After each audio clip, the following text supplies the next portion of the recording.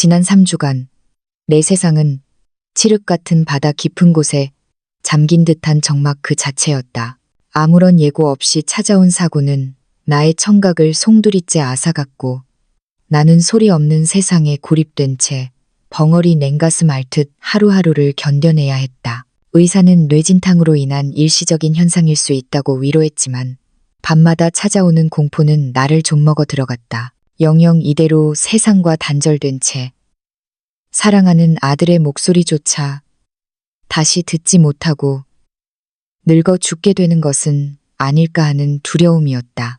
하지만 기적은 예고도 없이 찾아왔다. 3주간의 그 무거운 침묵이 깨지던 순간 나는 누구에게도 심지어 내 목숨보다 아끼는 아들에게조차 그 사실을 알릴 틈이 없었다.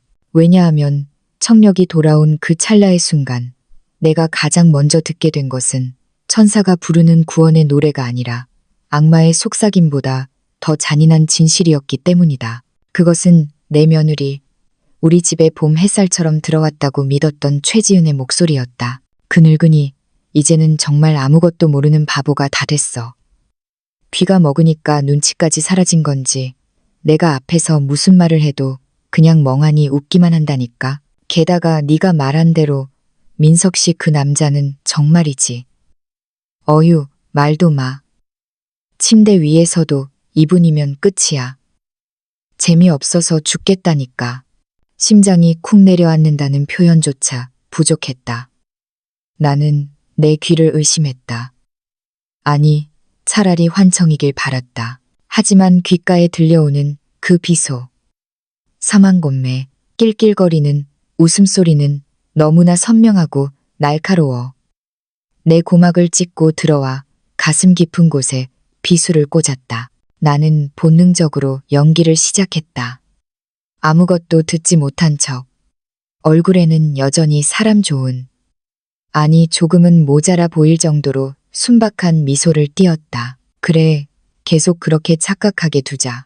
내가 그저 귀먹고 늙어서 이제는 속이기 쉬운 노인네라고 믿게 내버려 두자. 하지만 내 마음속 깊은 곳, 그 차가운 바닥에서는 이미 서늘한 복수의 칼날이 벼려지고 있었다. 지은아, 내가 그토록 기다리는 내 생일날, 나는 내가 꿈꾸던 선물이 아니라 내 세상을 철저히 무너뜨릴 지옥을 선물할 것이다. 단 하나의 녹음 파일, 그것이면 충분했다. 이야기를 시작하기 전에 잠시 시간을 거슬러 그날 아침의 기억을 더듬어 보려 한다. 그날은 유난히 이른 새벽에 눈이 떠졌다. 두꺼운 암막 커튼 틈새로 아직 아침 햇살이 비집고 들어오기도 전 잿빛 여명이 방안을 감싸고 있을 때였다. 공기 중에 설명할 수 없는 기묘한 파동이 일렁였다. 마치 비가 오기 전 흙냄새가 진동하듯 흐릿하지만 분명한 어떤 감각이 내 심장 박동을 빠르게 재촉했다. 나는 침대에 가만히 누워 숨을 죽였다. 무언가 달랐다. 지난 3주 동안 내 머릿속을 가득 채우던 웅 하는 이명 소리가 사라지고 대신 그 자리에 맑고 투명한 정적, 그리고 그 뒤를 이어 미세한 진동이 고막을 두드리기 시작했다. 그리고 들렸다. 칠.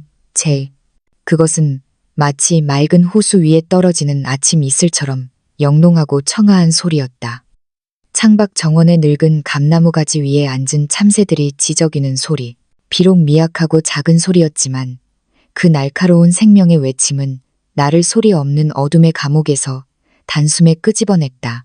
나는 용수철처럼 튕기듯 침대에서 일어났다.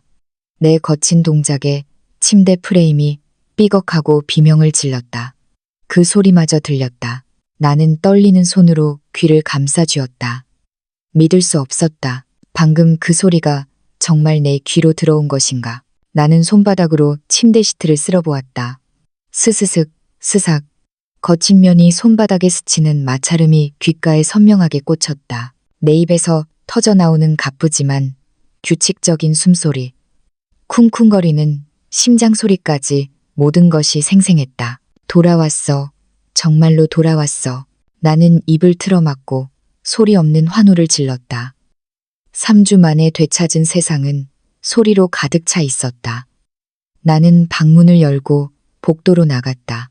차가운 마룻바닥에 맨발이 닿을 때마다 타박타박하는 발소리가 났다. 그 소리가 마치 아름다운 피아노 선율처럼 느껴졌다. 복도를 지나며 내 몸짓에 따라 흔들리는 커튼 자락 소리, 멀리서 들려오는 새벽 우유 배달 오토바이의 엔진 소리, 이 모든 소음이 나에게는 축복이었다. 들뜬 마음을 안고 1층 거실로 내려갔다. 계단을 밟을 때마다 삐걱거리는 오래된 나무 소리가 정겨웠다. 거실에는 이미 며느리 지은이가 나와 있었다. 부엌 쪽에서 구수하고 따뜻한 둥글레차 향기가 피어올랐다. 하얀 김이 모락모락 피어오르는 찻 주전자를 들고 있는 지은이의 뒷모습이 보였다. 집안 전체에 퍼진 그 온기 가득한 향기와 아침의 평화로운 풍경. 나는 그 순간까지만 해도 지은이를 보며 감사함을 느꼈다. 사고 이후 불편한 시어머니를 수발하느라 고생하는 착한 며느리. 지은이는 인기척을 느끼지 못한 듯했다. 내가 거실 입구에 들어서자 그제야 흠칫 놀라며 뒤를 돌았다. 나를 발견한 지은이의 얼굴에는 순식간에 그녀 특유의 상냥하고 싹싹한 영업용 미소가 번졌다. 그녀는 길고 가녀린 손가락을 우아하게 움직이며 수화를 하듯 손짓을 섞어 물었다. 입 모양을 크게 벌려 과장된 동작으로 말했다. 어머님, 일찍 일어나셨네요. 따뜻한 차, 한 잔 드릴까요? 나는 고개를 끄덕이며 내가 가장 아끼는 1인용 안락의자를 뒤로 끌었다. 의자 다리가 바닥을 긁으며 드르륵 하는 둔탁한 소음을 냈다. 예전 같으면 시끄럽다고 인상을 찌푸렸을 그 소음에도 나는 빙글에 미소를 지었다. 소리가 들린다는 기쁨에 취해 있었다. 그때 나는 결심했다. 지은이에게, 그리고 아들 민석이에게 아직 내 청력이 돌아왔다는 사실을 말하지 않기로, 이 기적 같은 기분을 조금 더 혼자만의 비밀로 간직하며 잃어버렸던 세상의 소리들을 음미하고 싶었다. 그것이 내 인생을 뒤바꿀 결정이 될 줄은 꿈에도 모른 채 지은이는 김이 모락모락 나는 찻잔을 내 앞에 내려놓았다. 찻잔을 감싸쥔 내 손등 위로 따스한 온기가 전해졌다. 온몸에 기분 좋은 전율이 흘렀다. 그때였다. 지은이가 식탁 맞은편에 앉아 스마트폰을 꺼내 들었다. 그녀의 화려한 네일아트로 장식된 손가락이 액정 위를 빠르게 춤췄다. 곧이어 영상통화 연결음이 울렸고 화면 속에는 지은이의 단짝 친구인 소윤이 나타났다. 가족 모임에서 몇 번 스쳐 지나가듯 봤던 화려한 인상의 여자였다. 소윤아, 잘 지냈어? 응, 나야 뭐 똑같지. 지은이의 목소리는 평소와 다름없이 꾀꼬리처럼 맑고 상냥했다. 아이들은 잘 크는지, 남편 사업은 잘 되는지 묻는 안부 인사가 오갔다. 나는 찻잔을 들어 입으로 가져가며 흐뭇하게 그 모습을 바라보았다. 그런데 갑자기 지은이가 곁눈질로 나를 흘깃 쳐다보았다.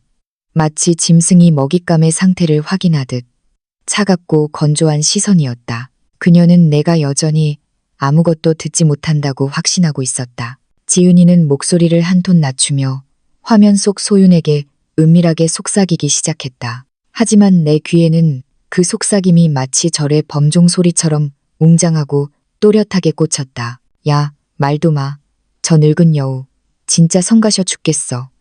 귀가 안 들리니까 상황 파악을 전혀 못한다니까. 지은이의 얼굴에는 짜증이 가득했다.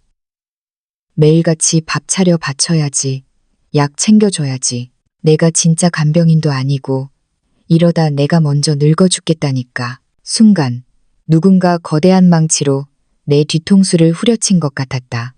가슴 명치 끝이 꽉 막힌 듯 숨을 쉴 수가 없었다. 뜨거운 찬물이 목구멍을 타고 넘어갔지만 뱃속은 얼음장처럼 차가워졌다. 하지만 나는 본능적으로 몸을 굳혔다.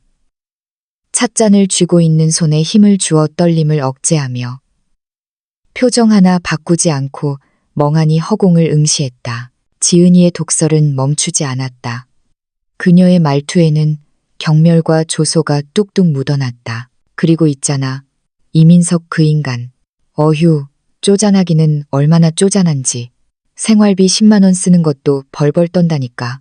진짜 정 떨어져서 토 나올 것 같아. 내가 이 양평 전원주택이랑 저 노인네 숨겨둔 예금만 아니었으면 진작 걷어차고 나갔지. 나는 입술을 깨물었다. 내 아들 민석이는 검소한 아이였다. 아버지를 일찍 여의고 홀어머니 밑에서 자라면서 근검절약이 몸에 밴 아이였다. 그것을 쪼잔하다고 비난하다니. 게다가 이 집과 내 돈을 노리고 있었다고. 하지만 충격의 정점은 그 다음이었다. 지은이는 낄낄거리며 친구에게 말했다. 제일 어이없는 게 뭔지 알아? 그 인간 침대에서 2분도 못 버텨. 진짜야. 하도 시원찮아서 내가 연기해주는 것도 지겹다니까. 남자가 능력이 없으면 밤일이라도 잘해야지. 이건 뭐 웃겨서 말이 안 나와. 달그락. 내 손끝이 미세하게 떨리며 찻잔이 받침 접시와 부딪혀 날카로운 소리를 냈다. 지은이가 깜짝 놀라 고개를 획 돌렸다. 눈을 동그랗게 뜨고 나를 쏘아보았다. 나는 필사적으로 태연을 가장했다. 천천히 고개를 들어 아무 일도 없다는 듯 다시 차를 한 모금 마셨다. 내 얼굴은 잔잔한 호수처럼 평온했지만 그 아래 심장은 흉곽을 뚫고 나올 듯 쿵쾅거리고 있었다. 그녀의 말 한마디 한마디가 깨진 유리 조각이 되어 내 뇌리에서 회오리 쳤다.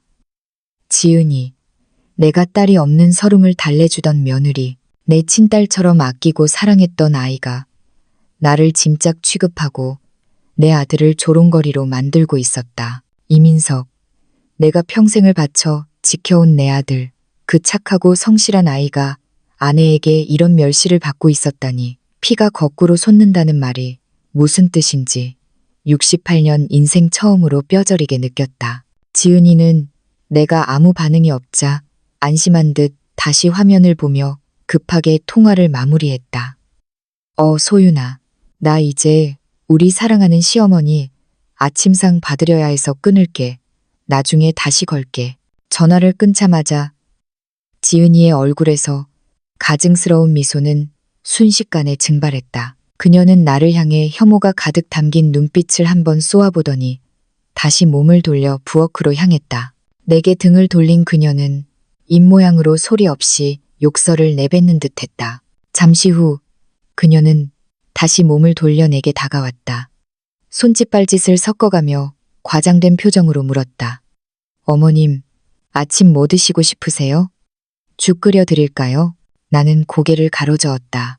마른 기침을 몇 번 콜록이며 손가락으로 2층 침실을 가리켰다. 몸이 좀 피곤하니 다시 들어가서 쉬겠다는 뜻이었다. 지은이는 즉시 표정을 바꾸었다.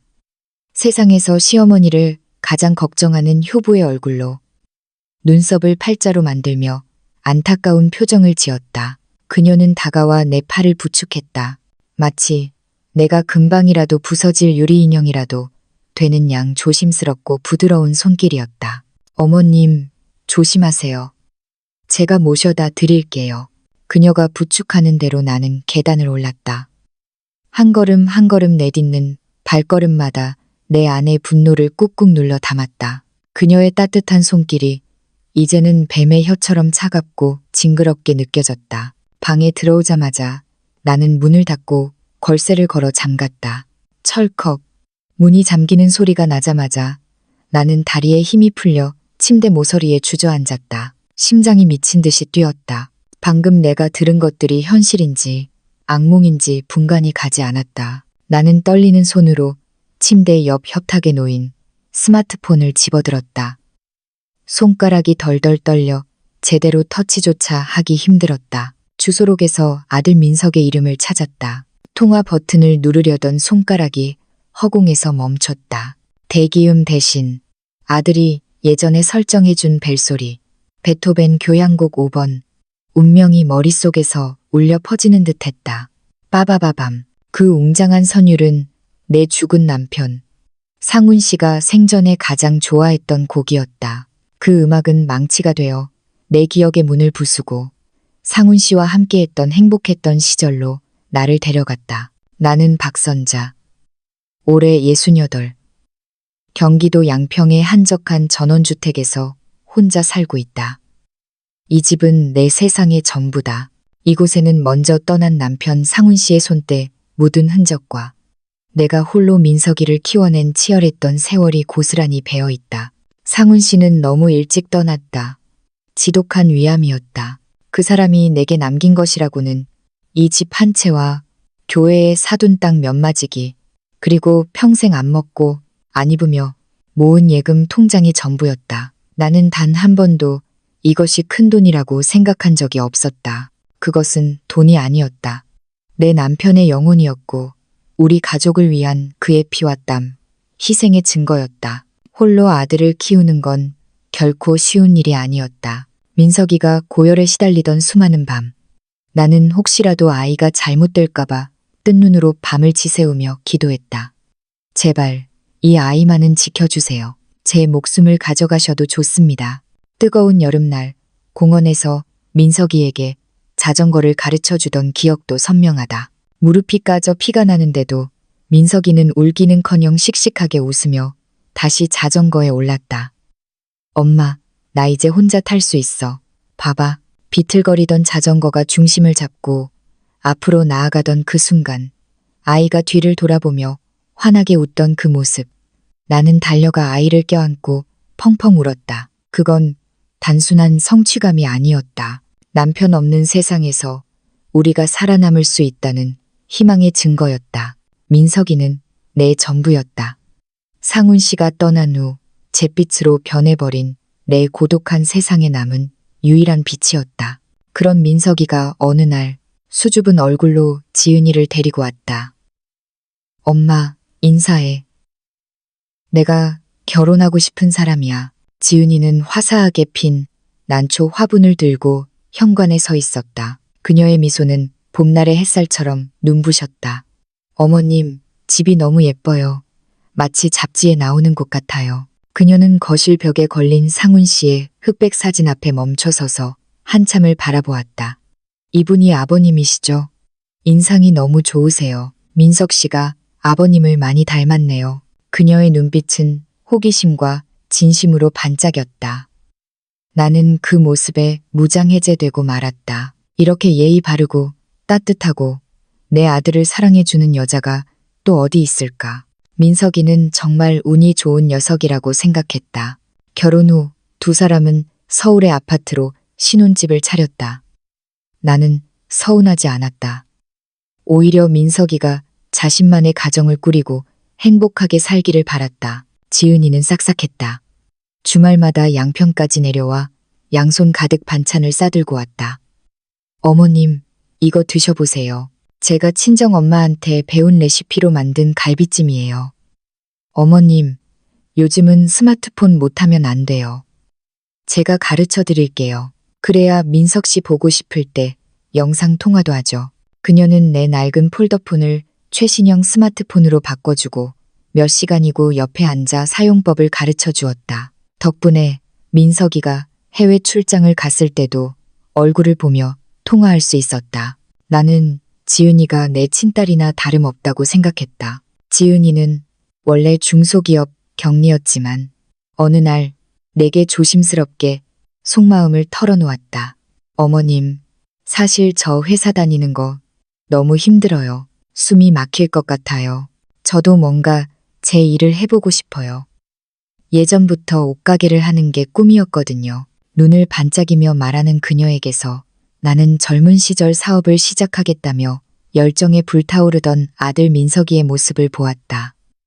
나는 흔쾌히 그녀를 응원했다. 그녀는 아파트 방 하나를 작은 작업실로 꾸미고 밤마다 인터넷 방송을 켜고 옷을 팔기 시작했다. 나는 가끔 그녀의 방송을 몰래 보며 열정적으로 옷을 설명하는 며느리의 모습이 대견해 혼자 웃곤 했다. 하지만 얼마 전 나는 우연히 듣게 되었다. 지은이가 민석이와 통화하며 하소연하는 소리를. 여보, 이 노트북 너무 느려. 버벅거려서 주문도 못 받겠어. 진짜 일할 맛 안 난다. 나 진짜 지쳐. 그 목소리에는 깊은 좌절과 피로가 묻어 있었다. 마음이 아팠다. 며느리는 꿈을 위해 저렇게 노력하는데 자원이 부족해 발을 동동 구르는 모습이 안쓰러웠다. 민석이는 알뜰한 성격 탓에 조금만 더 돈 모아서 좋은 거 사자라고 달래고 있었다. 그날 나는 결심했다. 다가오는 지은이의 생일날 내 며느리에게 큰 선물을 해주기로. 그녀가 그토록 원하던 진짜 옷가게, 번듯한 로드샵 하나를 차릴 수 있는 창업 자금을 지원해 주리라 마음먹었다. 그녀가 자신만의 가게에서 손님을 맞으며 행복해할 모습을 상상하면 내 가슴이 다 벅차올랐다. 나는 며느리 몰래 우리 집안일을 봐주는 김 변호사에게 전화를 걸어 증여 절차를 물었다. 박 여사님, 절차는 간단합니다. 증여 계약서만 쓰면 돼요. 그런데 정말 괜찮으시겠어요? 적은 돈이 아닌데. 김 변호사의 걱정스러운 목소리에도 나는 단호하게 웃었다. 괜찮아요, 변호사님. 지은이는 내 딸이에요. 그 아이의 미래를 응원해주고 싶어요. 그리고 운명의 그날이 찾아왔다. 나는 지은이에게 줄 갈비찜에 넣을 신선한 고기와 밤, 대추를 사기 위해 읍내 시장에 다녀오는 길이었다. 버스를 타고 집으로 돌아오던 길, 내 품에는 장바구니가 소중하게 들려 있었다. 오늘 저녁 민석이와 지은이가 오면 내가 만든 갈비찜을 먹으며 행복해할 모습을 상상하며 미소 짓고 있었다. 그때였다. 끼익! 고막을 찢는 듯한 날카로운 브레이크, 파열음이 평온한 오후의 공기를 갈랐다. 버스 타이어가 아스팔트를 긁으며 내지르는 비명은 마치 죽어가는 짐승의 절규 같았다. 몸이 붕 뜨는가 싶더니 곧바로 쿠궁 하는 끔찍한 금속성 굉음이 이어졌다. 유리가 깨지고 쇠가 구겨지는 소리, 사람들의 비명이 뒤섞인 아수라장. 내 머리가 버스 창문에 강하게 부딪혔다. 불로 지지는 듯한 뜨거운 통증이 머리 전체로 퍼져나갔다. 눈앞이 번쩍하더니 세상이 빙글빙글 돌았다. 나는 앞좌석을 잡으려 손을 뻗었지만 시야는 급격히 흐려졌고 곧이어 칠흑 같은 어둠이 나를 집어삼켰다. 세상의 모든 소리가 전원 코드를 뽑은 듯 툭 하고 끊겼다. 그것이 내가 기억하는 마지막 소리였다. 그 후 3주간 나는 침묵이라는 감옥에 갇혀 있었다. 생각이 여기까지 미치자 나는 다시 현실로 돌아왔다. 닫힌 방문 밖 1층 거실에서는 여전히 아무 소리도 들리지 않았다. 하지만 이제 나는 안다. 저 아래에서 내 며느리가 무슨 생각을 하고 있는지, 어떤 표정을 짓고 있는지. 나는 침대에 웅크리고 앉아 무릎에 얼굴을 파묻었다. 상훈 씨, 나 어떡해. 우리가 지켜온 이 집, 당신이 목숨 바쳐 남긴 것들을 저 아이가 뺏으려 해. 그리고 우리 민석이를, 우리 착한 아들을 버리려고 해. 눈물이 핑 돌았지만 나는 이를 악물고 눈물을 삼켰다. 울 시간이 없다. 내가 무너지면 민석이도 무너진다. 저 탐욕스러운 가면을 쓴 며느리에게서 내 아들과 내 재산을 지켜야 한다. 나는 고개를 들었다. 거울 속에 비친 내 얼굴은 창백했지만 눈빛만은 그 어느 때보다 서늘하게 빛나고 있었다. 응급실에서 눈을 떴을 때 가장 먼저 나를 반긴 것은 코를 찌르는 독한 소독약 냄새였다. 나는 미간을 찌푸리며 무거운 눈꺼풀을 들어 올렸다. 눈부신 형광등 불빛이 시야를 하얗게 뒤덮었고 몸은 마치 보이지 않는 거대한 바위에 짓눌린 듯 꼼짝도 할 수 없었다. 흐릿한 시야 너머로 아들 민석이가 보였다. 내 손을 두 손으로 꼭 감싸쥐고 있는 녀석의 눈가는 짓무른 복숭아처럼 붉게 부어 있었다. 그 뒤에는 며느리 지은이가 서 있었다. 그녀는 민석이의 어깨에 가만히 손을 올리고 세상 그 누구보다 걱정스럽고 애처로운 표정으로 나를 내려다보고 있었다. 민석이의 입술이 달싹거렸다. 엄마, 정신이 드세요. 분명 입모양은 그렇게 말하고 있었다. 하지만 내 귀에는 아무런 소리도 들리지 않았다. 마치 진공 상태의 우주 공간에 던져진 것처럼 완벽하고 공포스러운 정막뿐이었다. 나는 덜컥 겁이 났다. 양손으로 귀를 막아 보았지만 달라지는 건 없었다. 그 침묵은 육체의 고통보다 훨씬 더 끔찍한 공포로 다가왔다. 하얀 가운을 입은 의사가 들어와 무어라 설명을 했지만 그의 입술 움직임은 내게 아무런 의미도 전달하지 못했다. 나는 절박한 눈빛으로 민석이와 지은이를 번갈아 쳐다보았다. 그때 지은이가 재빨리 테이블 위에 있던 스프링 노트와 볼펜을 집어들었다. 그녀는 사각사각 소리가 날 정도로 힘주어 글씨를 써 내려갔다. 또박또박하고 단정한 글씨체였다. 수술은 잘 끝났어요. 머리를 좀 다치셔서 뇌진탕 때문에 일시적으로 소리가 안 들리실 수 있대요. 너무 걱정 마세요. 몇 주 지나면 금방 돌아오신대요. 그 문장을 읽는 순간 내 심장은 천길 낭떠러지 아래로 곤두박질 쳤다.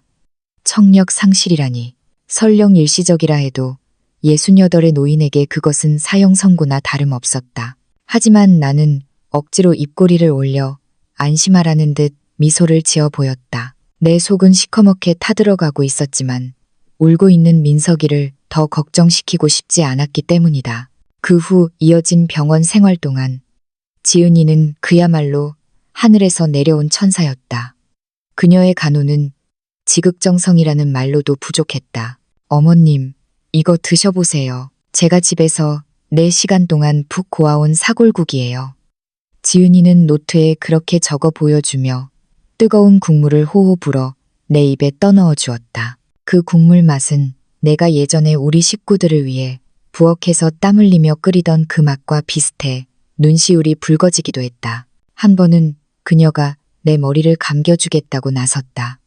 침대 위에 간이 세면대를 대고 그녀는 부드러운 손길로 내 두피를 마사지했다. 따뜻한 물이 머리카락 사이로 흐르는 느낌이 좋았다. 그녀는 젖은 머리를 수건으로 정성스레 말리고 곱게 따아주기까지 했다. 우리 어머님은 아프셔도 예쁘게 계셔야죠. 노트에 그려진 윙크하는 스마일 그림을 보며 나는 마음 깊이 그녀에게 고마움을 느꼈다. 간호사들이 회진을 돌 때마다 지은이는 꼼꼼하게 의사 전달 사항을 메모해 내게 보여주었다. 약 먹는 시간, 재활 운동 방법, 주의사항. 그녀의 노트는 나의 귀가 되어 주었다. 걱정 마세요, 어머님. 제가 다 알아서 할게요. 제 옆에만 딱 붙어 계세요. 그녀의 눈빛은 사랑과 존경으로 가득 차 보였다. 비록 사고로 귀는 먹었지만 이렇게 든든한 아들과 며느리가 있으니 나는 행운아라고 신께 감사드리기까지 했다. 퇴원 후 돌아온 양평집은 낯설었다. 늘 나를 반겨주던 풀벌레 소리, 바람에 흔들리는 풍경 소리는 사라지고 없었다. 집안 곳곳에는 지은이의 흔적이 나부꼈다. 계단 난간에는 계단 조심, 천천히 내려오세요. 식탁 위에는 아침 약 8시, 거실 창가에는 비 오면 창문 꼭 닫기라고 적힌 포스트잇이 알록달록 붙어 있었다. 거실 한가운데에는 큼지막한 화이트보드까지 설치되었다. 어머님, 뭐 드시고 싶은 거 있으면 여기에 적어주세요. 지은이는 보드판을 가리키며 내게 윙크를 했다. 나는 고개를 끄덕였지만 가슴 한구석에는 커다란 구멍이 뚫린 듯 허전했다. 예전처럼 거실에 둘러앉아 시시콜콜한 수다를 떨고 그녀가 옷 장사를 하며 만난 진상 손님, 이야기를 할 때 함께 깔깔대던 그 소란스러운 웃음소리가 사무치게 그리웠다. 지은이는 틈만 나면 사진을 찍었다. 내가 밥을 먹을 때 숟가락을 얹어주는 모습, 햇살 좋은 오후 정원 벤치에 앉아 책을 읽는 내 무릎에 담요를 덮어주는 모습. 그녀는 그 사진들을 자신의 SNS에 올렸다. 나중에 알게 된 사실이지만 그녀가 올린 사진 아래에는 감동적인 문구들이 달려 있었다. 사고로 청력을 잃으신 우리 시어머니. 하지만 제가 어머님의 귀가 되어드릴게요. 행복은 멀리 있지 않아요. 사랑하는 두 번째 엄마. 얼른 쾌차하세요. 시월드 아님. 사랑해요 어머님. 효며느리 그램. 사람들의 댓글은 칭찬 일색이었다. 민석 씨는 전생에 나라를 구했나 봐요. 저런 며느리가 어디 있어. 진짜 천사다. 얼굴도 예쁜데 마음씨는 더 곱네.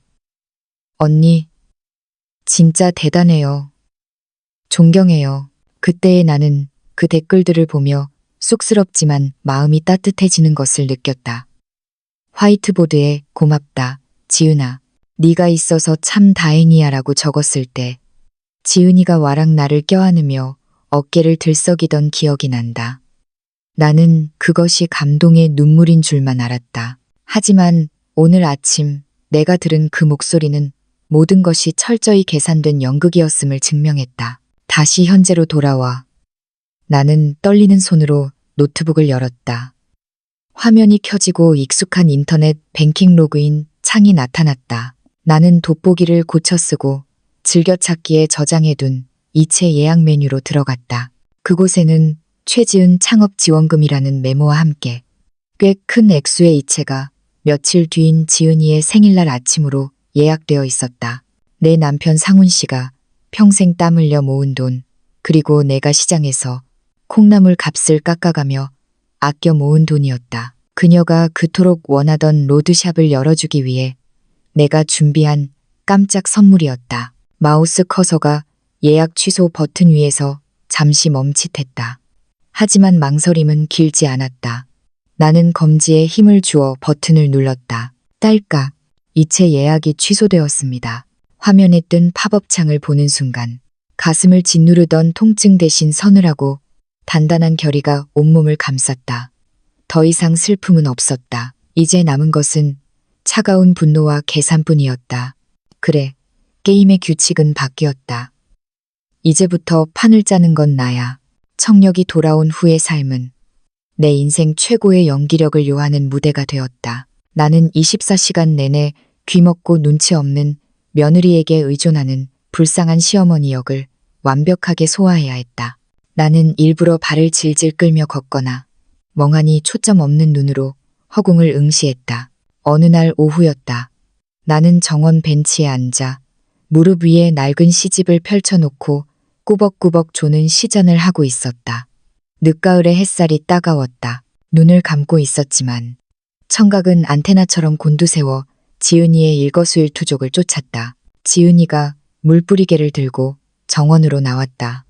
평소 민석이가 있을 때는 꽃잎 하나 다칠세라 조심스럽게 물을 주던 그녀였다. 하지만 지금은 달랐다. 지각. 오, 그녀는 마치 화풀이를 하듯 거칠게 물을 뿌려댔다.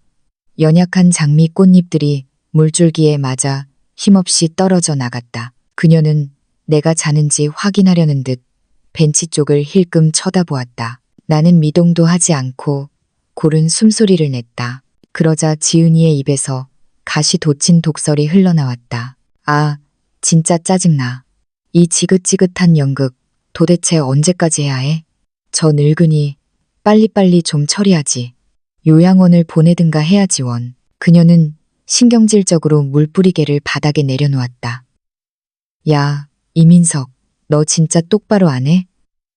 내가 이 짓거리 하려고 너랑 결혼한 줄 알아? 그 유산이랑 이 집만 아니었으면 나 진작에 떴어. 알아? 그녀는 허공에 대고 소리쳤다. 유산. 또다시 그 단어가 내 귀에 꽂혔다. 나는 자는 척하고 있었지만 속눈썹이 파르르 떨리는 것을 막을 수 없었다. 내 머릿속에서 흐트러져 있던 퍼즐 조각들이 하나둘씩 맞춰지기 시작했다. 그녀의 목표는 단순히 창업 자금이 아니었다. 그녀는 내 모든 것을 상훈 씨와 내가 일궈온 이 왕국을 통째로 삼키려 하고 있었다. 그날 저녁 나는 서재에 앉아 있다가 부엌에서 풍겨오는 맛있는 냄새를 맡았다. 매콤하고 달콤한 돼지갈비 찜 냄새였다. 지은이가 저녁 준비를 하는 모양이었다. 나는 목을 축일 겸 물을 마시러 가려다가 부엌 문 앞에서 걸음을 멈췄다. 문틈 사이로 지은이의 통화 소리가 새어나왔다. 아까 정원에서의 표독스러운 목소리와는 딴판인 콧소리가 잔뜩 섞인 애교 섞인 목소리였다. 자기야, 나 할 말이 있는데. 있잖아. 어머님 지금 몸도 많이 약하시고 정신도 오락가락 하시잖아. 나중에 혹시라도 일 생기면 그 복잡한 서류 처리들 자기가 다 떠안게 될 텐데 너무 힘들지 않겠어? 나는 숨을 죽이고 문에 귀를 바짝 댔다. 심장이 터질 듯이 쿵쾅거렸다. 그래서 말인데 어머님한테 말씀드려서 진명이라도 미리 우리 쪽으로 돌려놓는 게 어때? 세금 문제도 그렇고 증여세 아끼려면 지금이 딱이라던데 그냥 어머님이 우리한테 주시는 선물이라고 생각하고 미리 사인만 받아두면 되잖아. 응? 이것은 명백한 협박이자 회유였다. 나는 전화기 너머에서 들려올 민석이의 반응을 기다렸다. 비록 민석이의 목소리는 들리지 않았지만 지은이의 반응으로 짐작할 수 있었다. 잠시 침묵이 흐르더니 지은이의 목소리 톤이 급격히 날카로워졌다. 뭐, 그 나중이 언젠데. 내가 이렇게 똥오줌 받아내며 식모살이 하는데 넌 지금 그게 할 소리야. 너 효자 났네. 효자 났어. 너 혹시 나한테 뭐 주기 싫어서 그래? 말 좀 해봐. 지은이는 흥분해서 소리를 질렀다. 됐어. 끊어. 너 집에 오기만 해봐. 탁. 지은이가 휴대폰을 싱크대 위에 거칠게 내려놓는 소리가 났다. 고요한 부엌에 그 파여름이 메아리 쳤다. 그녀는 거친 숨을 몰아쉬며 나직하게 중얼거렸다. A씨, 진짜. 도움되는 게 하나도 없어. 멍청한 놈. 나는 재빨리 뒷걸음질 쳐 거실 소파 쪽으로 물러났다. 심호흡을 하며 흐트러진 호흡을 가다듬었다. 그리고 아무 일도 없었다는 듯 발을 질질 끌며 부엌으로 향했다. 물물 좀 다오. 나는 일부러 어눌한 목소리로 웅얼거렸다.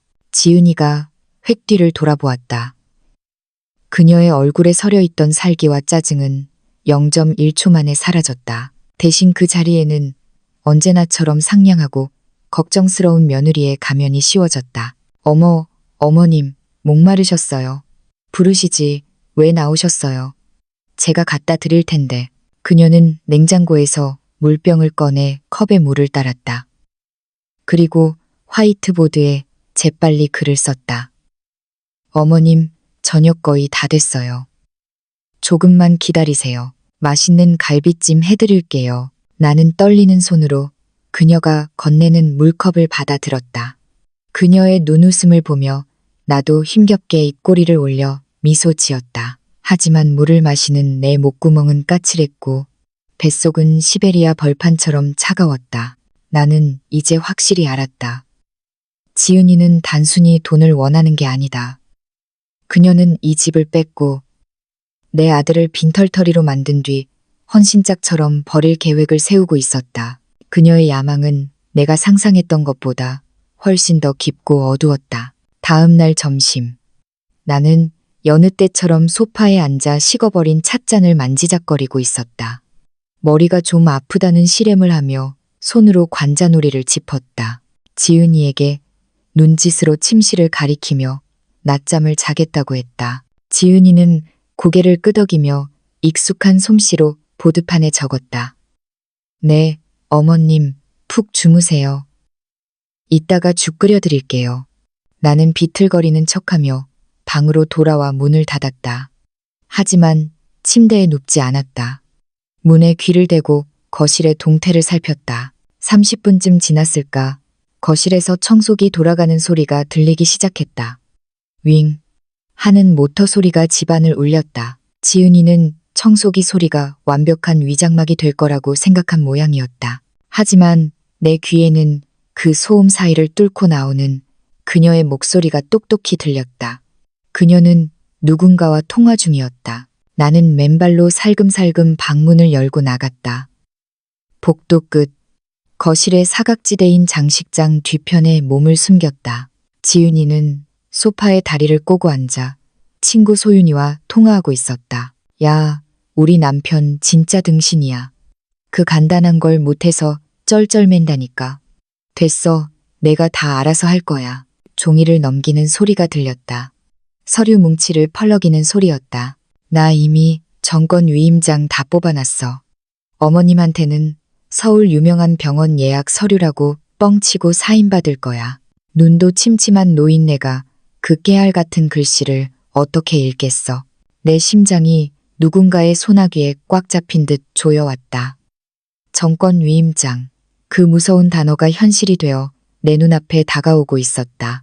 지은이는 잔인한 만족감이 묻어나는 목소리로 계속 떠들었다. 이거 사인만 받으면 끝이야. 이 집, 저기 양평 외곽당, 그리고 어머님 통장에 있는 노후 자금까지 싹 다 내 명의로 돌릴 수 있어. 소윤아, 내가 알아봤는데 저 노인네 생각보다 알부자더라. 흐흐. 전화기 너머 소윤이가 뭐라 맞장구를 치는 소리가 들렸다. 지은이의 웃음소리가 거실을 가득 채웠다. 그 웃음소리는 마녀의 주문처럼 내 귓가에 들러붙어 떨어지지 않았다. 당연하지. 명의 이전 딱 끝나는 순간 바로 이민석이랑 이혼 도장 찍어야지. 내가 미쳤다고 그 맹탕 같은 놈이랑 평생 살겠냐? 땡전 한 푼 없는 거지 꼴로 만들어서 내쫓아버릴 거야. 속이 다 시원하겠네. 나는 현기증을 느끼며 벽을 짚었다. 다리가 후들거려 서 있기가 힘들었다. 그녀는 내 아들을 사랑 하나만 믿고 그녀에게 모든 것을 내어준 내 아들을 철저히 파멸시키려 하고 있었다. 상훈 씨가 지켜온 이 집이 우리 가족의 추억이 고작 저 탐욕스러운 여자의 쇼핑 자금이 되고 이혼 위자료가 된다니. 나는 조용히 방으로 돌아왔다. 침대 모서리에 주저앉아 떨리는 두 손을 깍지 꼈다. 가슴 속에서 타오르던 분노가 이제는 거대한 화염이 되어 나를 집어삼킬 듯했다. 상훈 씨의 사진을 바라보았다. 사진 속 그는 환하게 웃고 있었다. 여보, 보고 있지? 내가 절대 그냥 당하고만 있지는 않을 거야. 당신이 어떻게 지킨 집인데. 그리고 우리 민석이 내가 목숨 걸고 지킬게. 나는 휴대폰을 꺼냈다. 주소록을 뒤적였다. 민석이에게 전화하고 싶었지만 참았다. 아직은 때가 아니었다. 증거가 없었다. 사랑에 눈이 먼 민석이는 내 말보다 아내의 눈물을 더 믿을지도 모른다. 확실한 한 방이 필요했다. 나는 한동안 연락이 뜸했던 이름 하나를 찾았다. 김미애, 옆집에 사는 오랜 이웃이자 친구. 나처럼 남편을 먼저 보내고 혼자 살지만 나보다 훨씬 셈이 빠르고 배짱이 두둑한 여장부였다. 우리는 종종 캐마루에 앉아 믹스커피를 마시며 세상 돌아가는 이야기를 나누곤 했다. 그녀라면 나를 도와줄 것이다. 나는 떨리는 손가락으로 문자를 찍었다. 미애야, 지금 집에 있어?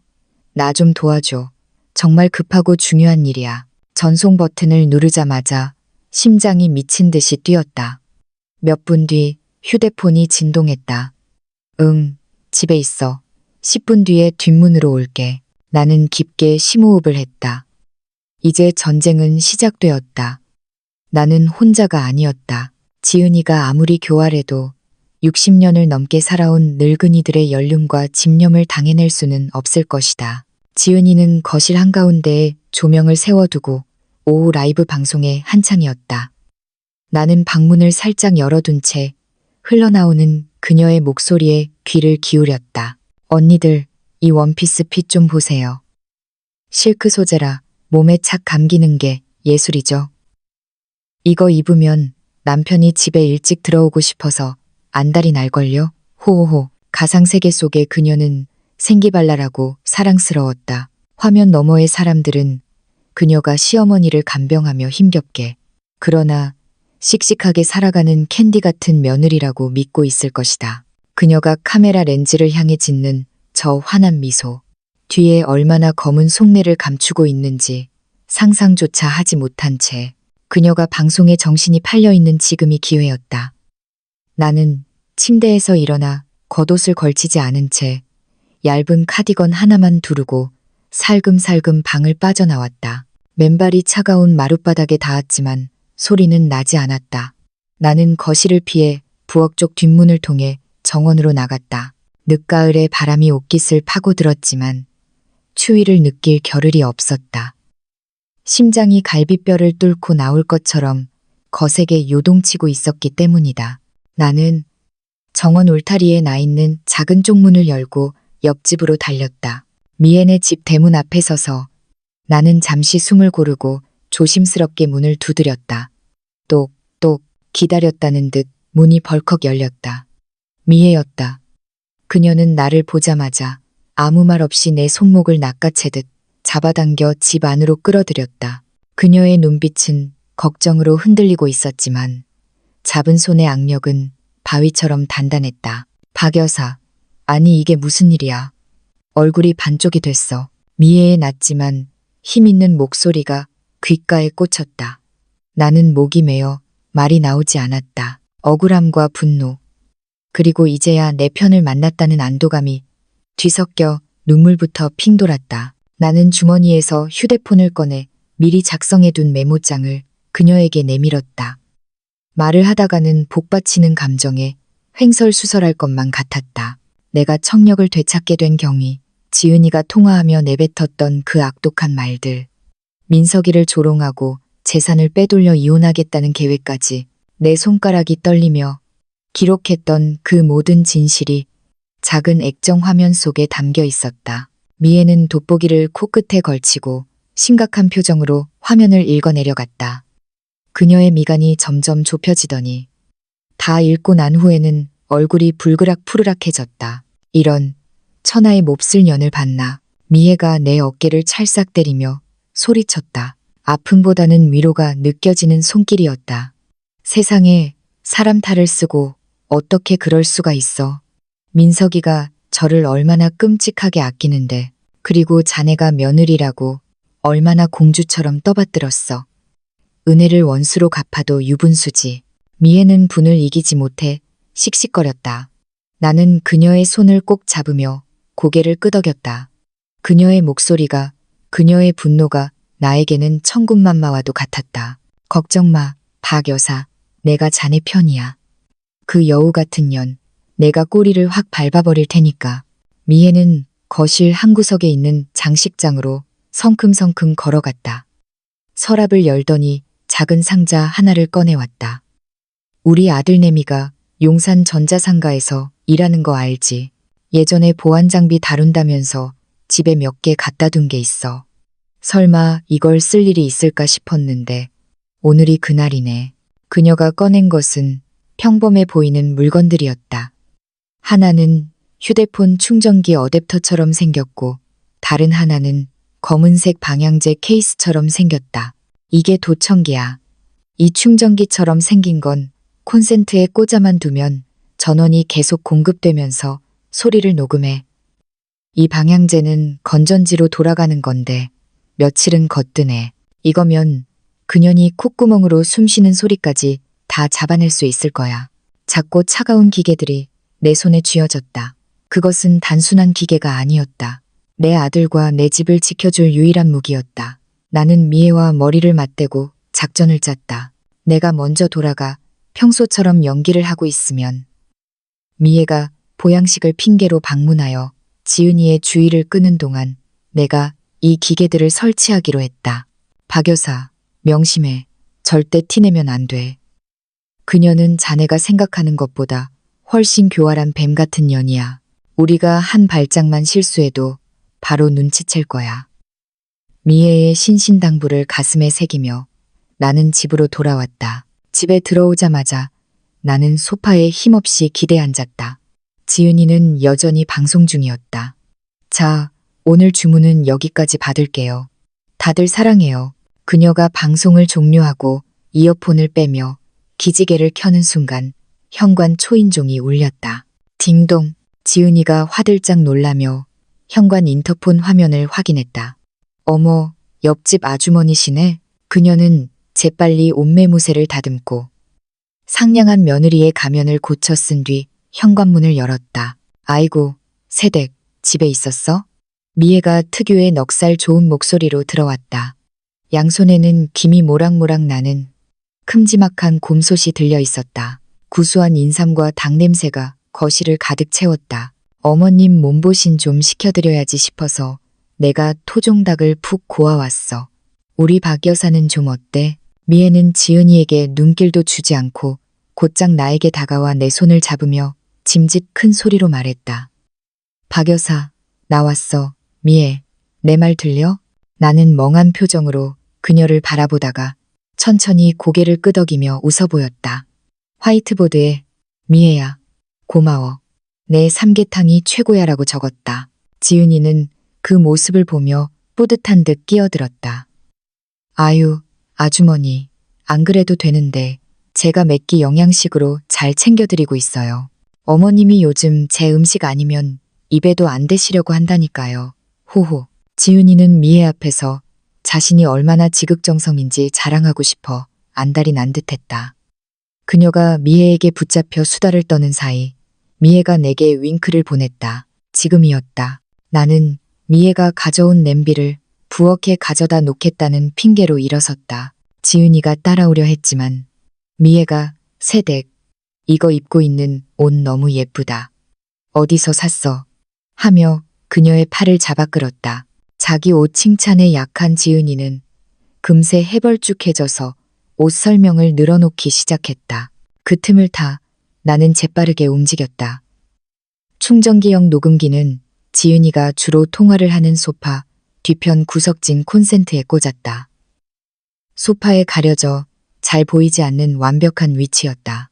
방향제형 녹음기는 거실 장식장 위 조화 화분들 사이에 숨겨두었다. 마지막으로 초소형 녹음기는 부엌 양념 선반 뒤쪽, 지은이가 거의 손대지 않는 월계수 입통 뒤에 붙여두었다.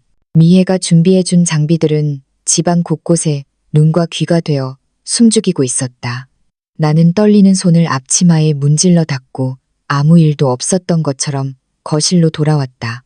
미애는 나와 눈이 마주치자 미세하게 고개를 끄덕였다. 성공이야. 미애가 돌아가고 난 뒤 오후 햇살이 거실 깊숙이 들어올 무렵이었다.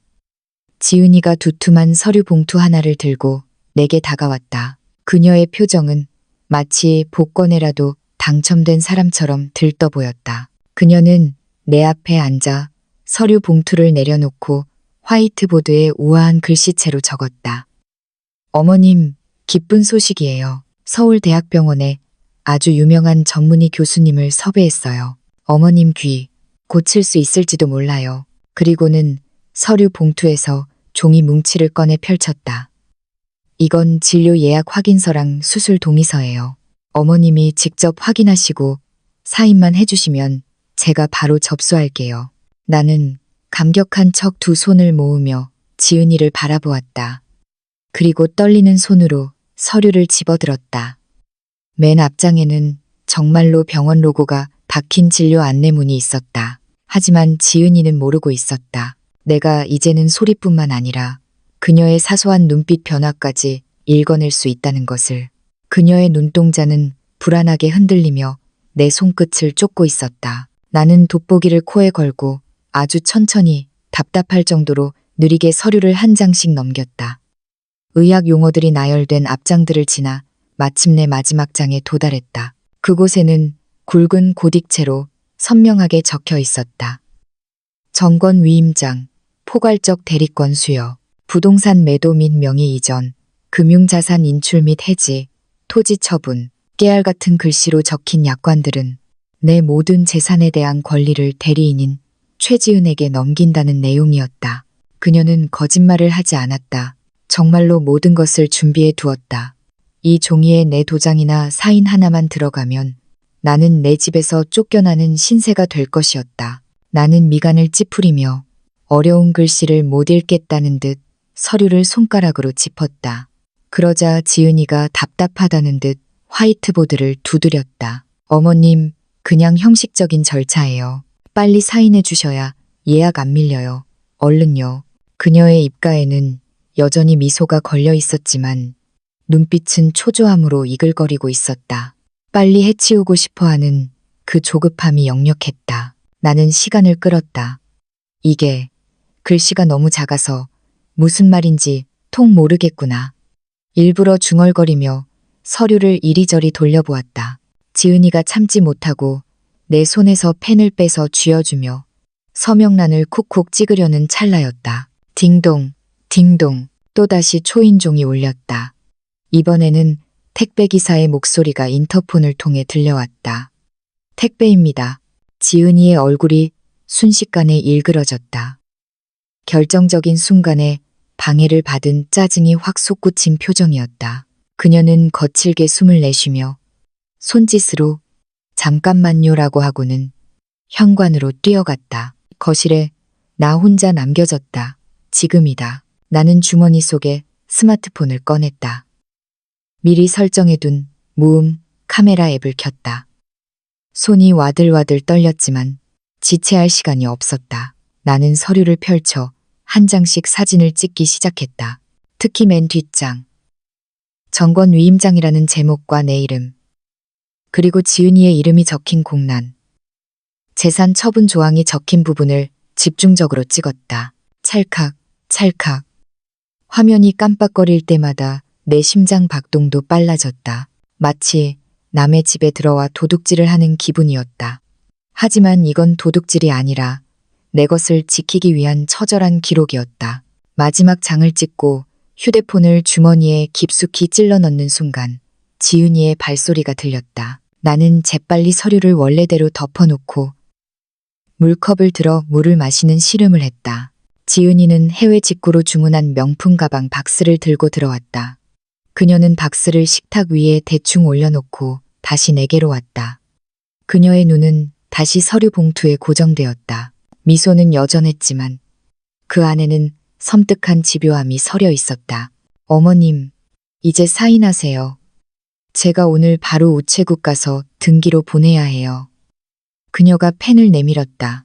나는 펜을 받아들고 헛기침을 했다. 그리고 아주 차분하고 평온한 목소리로 말했다. 얘야, 뭐가 그렇게 급하니?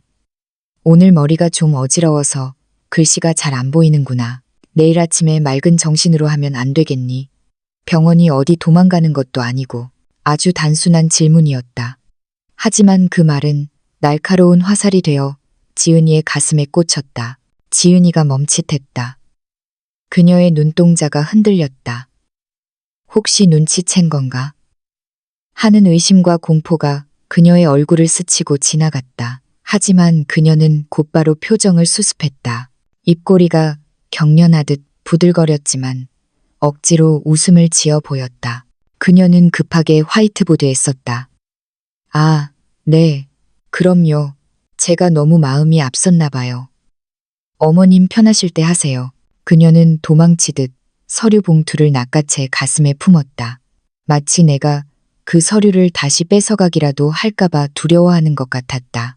그녀는 쫓기듯 부엌으로 사라졌다. 나는 식어버린 찻잔을 손에 쥔 채 묵직하게 가라앉은 거실에 홀로 앉아 있었다. 등 뒤로 식은땀이 흘러내렸다. 지은이의 계획은 실패했다. 적어도 오늘은 그날 밤 지은이가 2층 침실로 올라가고 집안이 고요해지자 나는 거실 불을 끄고 소파에 앉았다. 어둠 속에서 상훈 씨와 어린 민석이가 함께 찍은 가족 사진이 희미하게 보였다. 나는 휴대폰을 꺼내 문자 메시지 창을 열었다. 수신인 아들 민석이. 민석아, 이번 주말이 지은이 생일인 거 알지? 바쁘더라도 꼭 내려와라. 내가 며느리 고생했다고 깜짝 생일 파티를 열어주고 싶구나. 전송 버튼을 누르는 내 손가락에는 더 이상 망설임이 없었다. 몇 분 후 민석이에게서 답장이 왔다. 네, 엄마. 당연히 가야죠. 제가 케이크 사서 갈게요. 엄마는 아무것도 준비하지 마세요. 나는 어둠 속에서 차갑게 웃었다. 그래, 오거라. 내 아내가 준비한 연극보다 훨씬 더 재미있는 쇼를 보여주마. 나는 낚시꾼이 그물을 던지듯 거대한 덫을 놓았다. 이제 사냥감이 제 발로 걸어 들어오기만을 기다리면 되었다. 다음 날 지은이가 장을 보러 나간 사이 나는 미애가 설치해둔 녹음기들을 수거했다. 다행히 지은이는 아무것도 눈치채지 못한 듯했다. 나는 녹음기들을 가지고 내 방으로 들어와 문을 잠그고 이어폰을 꽂았다. 파일을 재생하자 잡음 섞인 지은이의 목소리가 흘러나왔다. 어우, 그 늙은 여우. 어제 사인받을 수 있었는데 진짜 짜증나. 소윤아, 나 진짜 이혼하고 나면 파티나 크게 열자. 그 병신 같은 이민석 꼴도 보기 싫어. 그녀의 목소리는 칼날 같았다. 내 가슴을 난도질하는 듯했다. 하지만 나는 울지 않았다. 나는 밤을 새워가며 그 방대한 녹음 파일 중에서 가장 결정적인 증거들을 골라냈다. 그녀의 탐욕, 민석이에 대한 조롱, 재산 탈취, 계획이 담긴 핵심 문장들만을 모아 하나의 파일로 편집했다. 그리고 어제 몰래 찍어둔 정권 위임장 사진들을 컴퓨터로 옮겼다. 서류의 조항 하나하나가 보이도록 확대하고 순서를 배열했다. 모든 준비는 끝났다. 지은이의 생일. 그날은 그녀에게 축복의 날이 아니라 심판의 날이 될 것이다. 결전의 날이 밝았다. 지은이의 생일날 아침. 아직 동이 트기도 전인 푸르스름한 새벽녘에 나는 눈을 떴다. 밤새 한숨도 자지 못했지만 머릿속은 수정처럼 맑고 투명했다. 나는 침대에서 일어나 쇼를 걸치고 정원으로 나갔다. 새벽 공기는 차가웠지만 내 안에서 타오르는 결의의 불꽃을 식히기에는 역부족이었다. 나는 전지가위를 들고 장미 화단으로 향했다. 며칠 전 지은이가 분풀이를 하며 거칠게 물을 뿌려대던 바로 그 장미 덤불이었다. 그녀의 학대 속에서도 끈질기게 살아남아 붉은 꽃망울을 터뜨린 장미들. 싹둑. 나는 가장 크고 아름답게 핀 붉은 장미 몇 송이를 잘라냈다. 가시에 찔려 손가락 끝에 핏방울이 맺혔지만 아픔은 느껴지지 않았다. 이 꽃들은 오늘 지은이의 화려한 파티를 장식할 것이며 동시에 그녀의 몰락을 지켜볼 증인이 될 것이었다. 나는 오래된 백자 화병에 장미를 꽂아 거실 테이블 정중앙에 올려두었다. 오늘이 바로 우리 가족의 정의를 되찾는 날이다. 나는 스스로에게 되뇌며 부엌으로 들어갔다. 앞치마를 두르고 칼을 잡았다. 도마 위에서 재료를 써는 소리가 경쾌하게 울렸다. 얼마 후 부스스한 얼굴로 내려온 지은이가 부엌에 있는 나를 보고 눈을 휘둥그레 떴다. 어머님, 몸도 안 좋으신데 괜찮으세요? 그녀가 화이트보드에 적으며 호들갑을 떨었다. 하지만 그녀의 눈은 이 노인네가 웬일이지 하는 의아함으로 가득 차 있었다. 나는 짐짓 사람 좋은 미소를 지으며 고개를 끄덕였다. 내 생일인데 미역국이라도 끓여줘야지. 내 어눌한 발음에 지은이는 감동한 척 입을 틀어막았다. 그리고는 재빨리 스마트폰을 꺼내 내가 국을 적고 있는 뒷모습과 차려진 생일상을 찍어댔다. 잠시 후 그녀의 SNS에는 또 하나의 가식적인 게시물이 올라왔다. 아픈 몸을 이끌고 며느리 생일상 차려주신 우리 어머님. 유유 감동의 도가니. 내가 더 잘할게요. 엄마. 시어머니 사랑. 생일 스타그램. 행복한 우리 집. 나는 그 게시물을 곁눈질로 보며 속으로 싸늘하게 비웃었다. 그래, 마음껏 즐겨라. 그 행복한 가면놀이도 오늘이 마지막일 테니까. 오후가 되자 집안은 파티 준비로 분주해졌다. 지은이는 들뜬 목소리로 친구들에게 전화를 돌렸다. 소윤아, 늦지 말고 와. 오늘 우리 어머님이 나한테 큰 거 주신다고 했단 말이야. 너도 와서 구경해야지. 공범인 소윤이까지 부르다니 제 무덤을 파는 줄도 모르고 그녀는 신이 나 있었다. 그녀는 자신의 완벽한 삶, 효부로서의 평판, 그리고 곧 손에 공거에게 재산을 친구들에게 과시하고 싶어 안달이 나 있었다. 해 진력이 되자 대문 밖에서 익숙한 자동차 엔진 소리가 들렸다.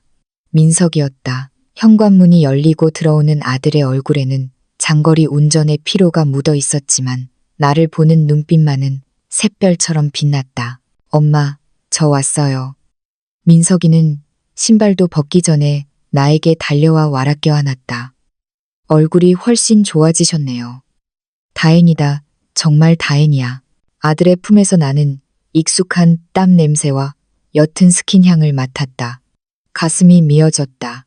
이 착한 아이는 잠시 후 자신의 아내가 벌인 추악한 짓들을 마주하게 될 것이다. 그 고통을 주어야만 하는 어미의 심정은 찢어질 듯 아팠지만 나는 억지로 눈물을 삼키며 아들의 등을 토닥였다. 민석이의 한 손에는 커다란 백합 꽃다발이, 다른 한 손에는 붉은 벨벳으로 감싼 작은 보석 상자가 들려 있었다. 아내를 위해 준비한 선물이었다. 저 순수한 사랑이 곧 배신감으로 얼룩질 것을 생각하니 손끝이 떨려왔다. 저녁 7시 파티가 시작되었다.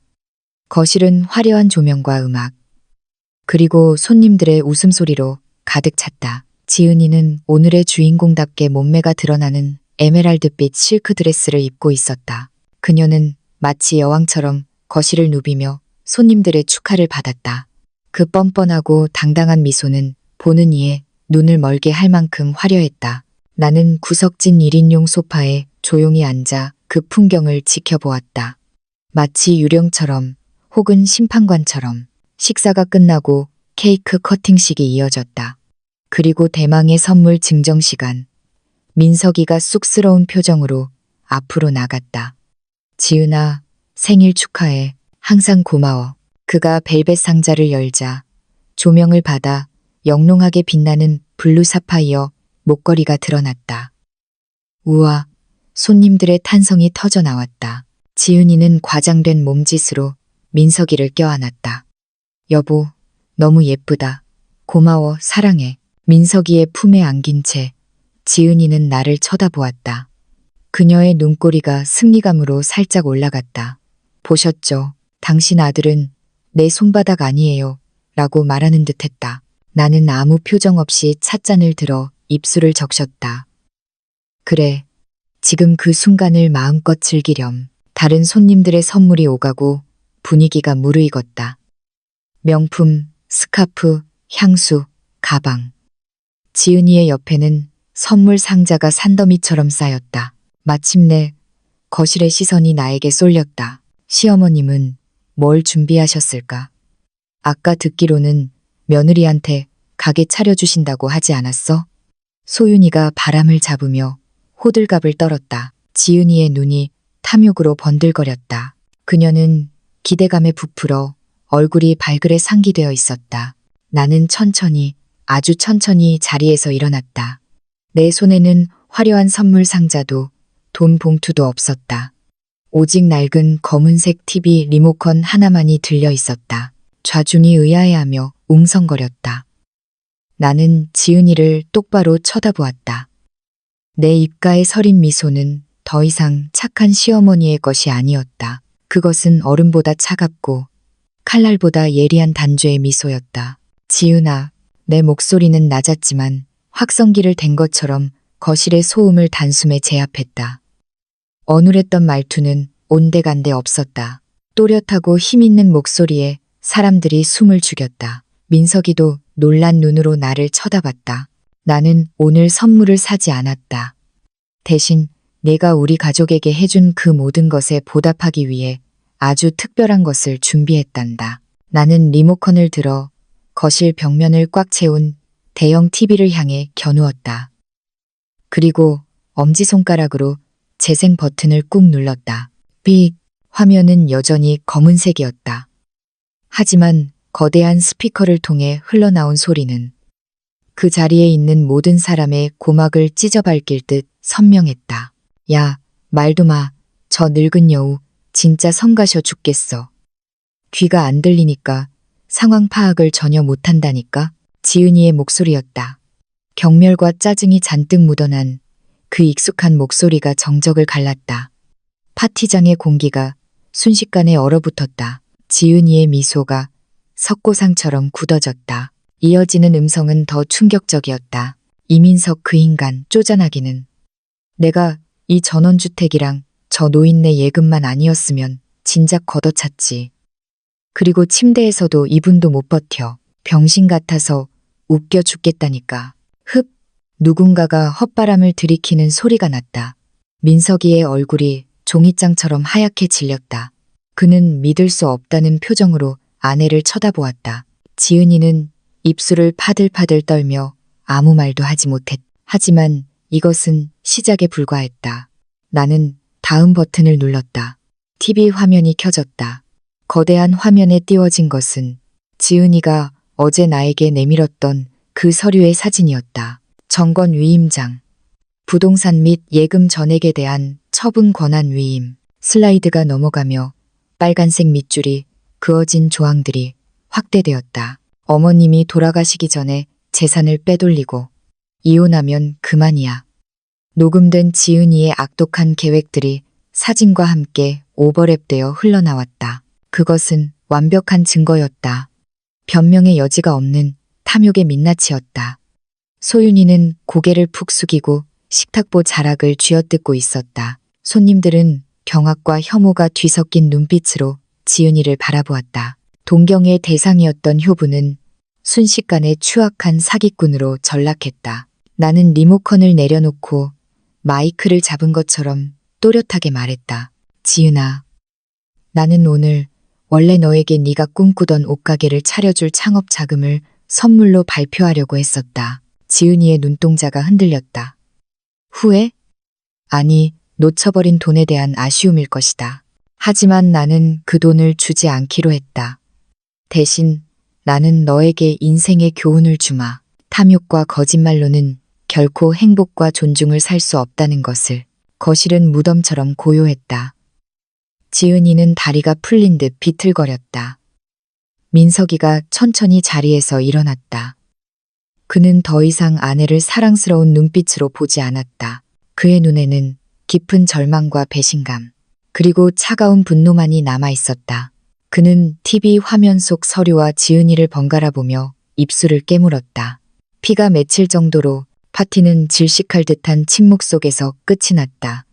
저기 급한 일이 있어서.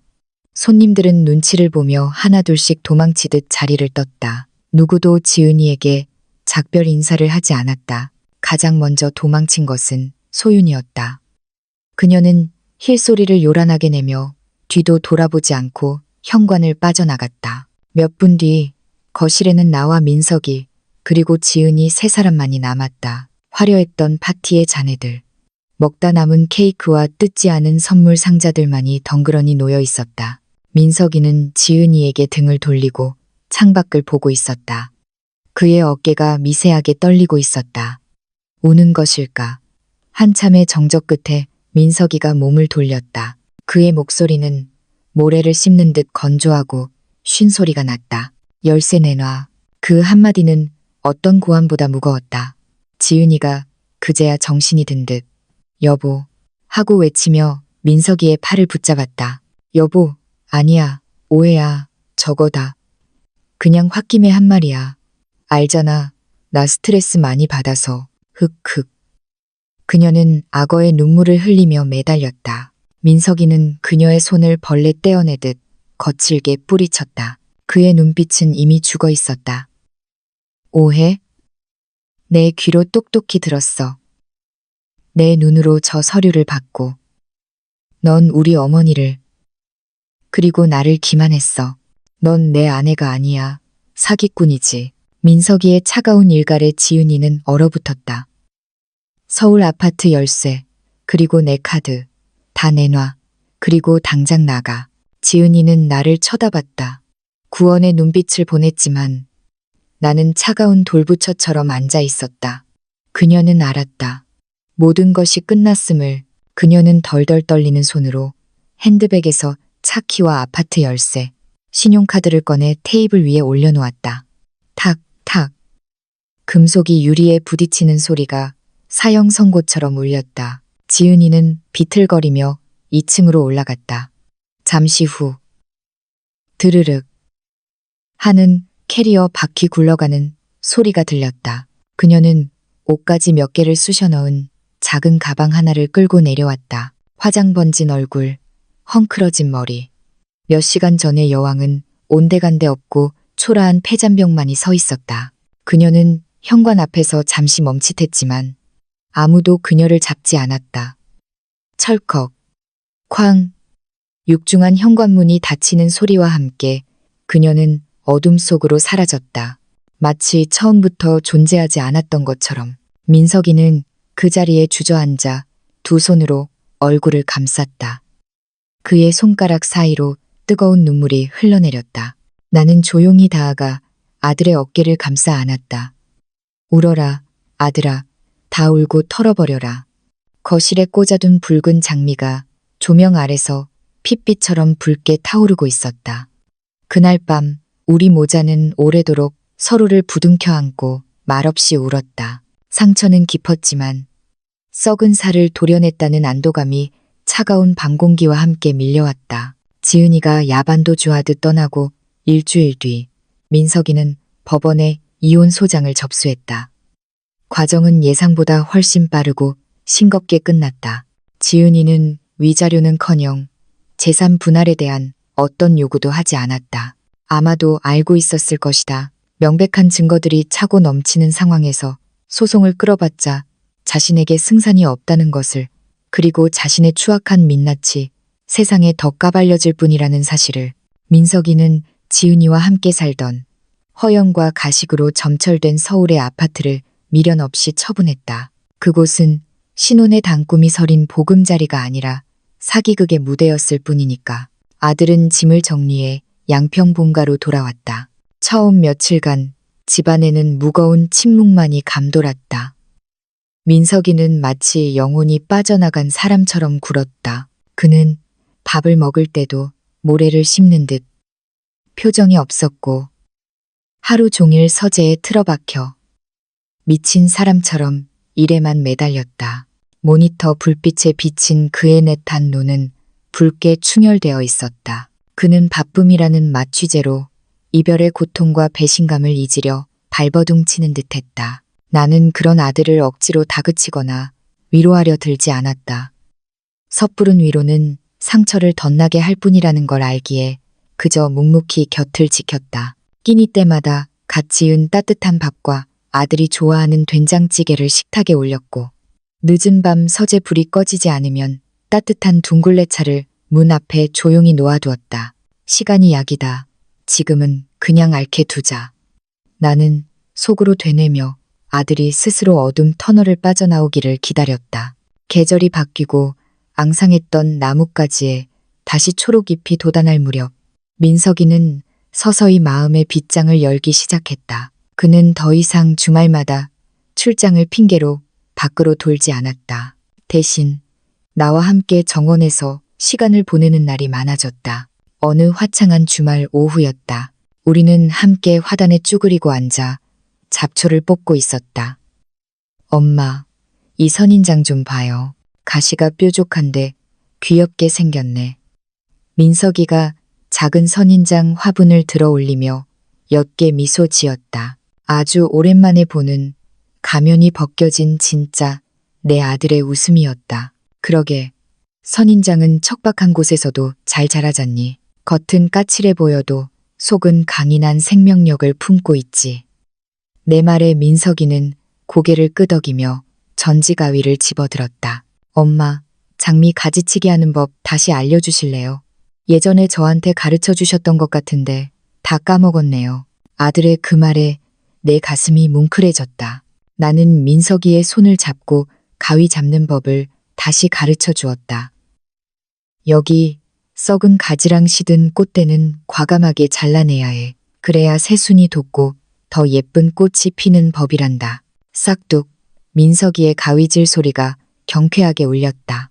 썩은 가지가 잘려나가는 것을 보며 나는 아들의 마음속에 자리 잡았던 지은이라는 썩은 상처도 함께 잘려나가길 기도했다. 흙투성이가 된 채 땀을 흘리는 아들의 모습에서 나는 수십 년 전 이 정원에서 처음 두발 자전거를 배우고 엄마, 나 해냈어 라고 외치던 꼬마 민석이를 보았다. 넘어져서 무릎이 까져도 다시 일어나던 그 아이는 어른이 되어서도 여전히 내 곁에 건재했다. 지은이에 대한 소식은 바람결에 드문드문 들려왔다. 그녀는 이 도시를 떠나 아무도 모르는 곳으로 숨어버렸다고 했다. 화려한 삶을 과시하던 그녀의 SNS 계정들은 모두 삭제되었고 인터넷 어디에서도 그녀의 흔적을 찾을 수 없었다. 마치 지우개로 빡빡 문질러 지운 것처럼 동네 사람들 사이에서는 그녀가 빚쟁이에게 쫓긴다거나 다른 남자에게 또다시 사기를 치려다 들통이 났다는 둥 흉흉한 소문이 돌았지만 나는 귀담아 듣지 않았다. 그녀는 이제 내 인생에서 지나간 태풍일 뿐이었다. 신뢰와 배신, 그리고 사람 보는 눈에 대한 비싼 수업료를 치르고 얻은 교훈, 딱 그 정도의 의미였다. 나는 다시 평온한 일상을 되찾았다. 매일 아침 일찍 일어나 정원에 물을 주고 상훈 씨가 가장 아끼던 장미들을 돌봤다. 오후가 되면 텐마루 흔들의자에 앉아 책을 읽었다. 책장 넘기는 소리와 나뭇잎이 바람에 흔들리는 소리가 내 귓가에 선명하게 들려올 때마다 나는 내가 살아있음을, 그리고 이 소리들을 다시 들을 수 있음을 감사했다. 가끔은 옆집 미애가 갓 구운 쿠키나 떡을 들고 놀러왔다. 박 여사, 자네 진짜 대단해. 어떻게 그 상황에서 그렇게 침착할 수가 있었어? 미애는 차를 마시며 존경스럽다는 듯 말했다. 자네 덕분이지. 미애 자네가 없었으면 난 아마 바보처럼 당하고만 있었을 거야. 우리는 서로를 마주보며 웃었다. 늙어가는 길목에서 마음을 나눌 수 있는 친구가 있다는 것. 그것 또한 큰 축복이었다. 어느 날 해질녘 저녁 노을이 온 세상을 붉게 물들이던 시간이었다. 민석이가 정원 벤치에 나와 내 옆에 앉았다. 우리는 말없이 붉게 타오르는 서쪽 하늘을 바라보았다. 엄마. 한참 만에 민석이가 입을 열었다. 저 여기서 계속 엄마랑 살고 싶어요. 다시는 밖으로 안 돌고 여기서 엄마랑 같이 이 집 지키면서 예전처럼 그렇게 살고 싶어요. 그의 목소리는 잔잔했지만 그 안에는 단단한 결심이 서려 있었다. 나는 아들의 손을 꼭 잡았다. 그의 손은 따뜻하고 컸다. 그래, 민석아. 여기가 내 집이다. 언제까지나 내 눈가에 뜨거운 것이 고였다. 슬픔의 눈물이 아니었다. 그것은 기나긴 전쟁 끝에 얻은 평화, 안도감, 그리고 희망의 눈물이었다. 이 집은, 그리고 이 정원은 나와 남편 상훈 씨의 행복한 시절을 기억하고 있다. 그리고 이제는 나와 민석이가 다시 써내려갈 새로운 추억들의 배경이 될 것이다.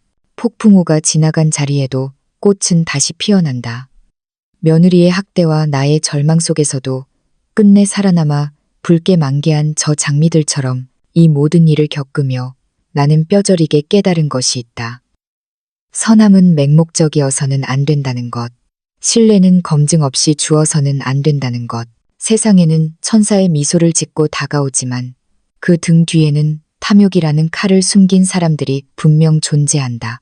만약 내가 그날 아침 청력을 되찾지 못했더라면, 혹은 착한 시어머니라는 껍데기에 갇혀 진실을 외면했더라면, 남편이 목숨 바쳐 지켜온 이 모든 것은 물거품처럼 사라졌을 것이다. 나는 이 이야기를 통해 여러분에게 전하고 싶다. 사랑하되 눈을 감지 마십시오. 믿되 귀를 열고 들으십시오. 동정심은 귀한 미덕이지만 내 가장 소중한 것들을 지키기 위해서는 때로 냉혹해질 줄도 알아야 합니다. 진정한 정의란 단순히 배신자를 처단하는 것이 아니라 평온과 존엄을 누릴 자격이 있는 사람들을 지켜내는 것이기 때문입니다. 지금 이 순간에도 어딘가에서 가족이라는 이름 아래 묵묵히 고통받고 있을 누군가가 있을지 모릅니다. 나는 묻고 싶습니다. 만약 당신이 나였다면 어떻게 했을까요? 거짓된 평화를 위해 침묵했을까요? 아니면 모든 것을 걸고 진실과 맞서 싸웠을까요? 부디 나의 이 이야기가 어둠 속에서 길을 잃은 누군가에게 작은 등불이 되기를 바랍니다. 하늘은 스스로 돕는 자를 돕고 용기는 우리를 더 나은 내일로 이끌어준다고 나는 믿습니다. 긴 이야기를 들어주셔서 감사합니다.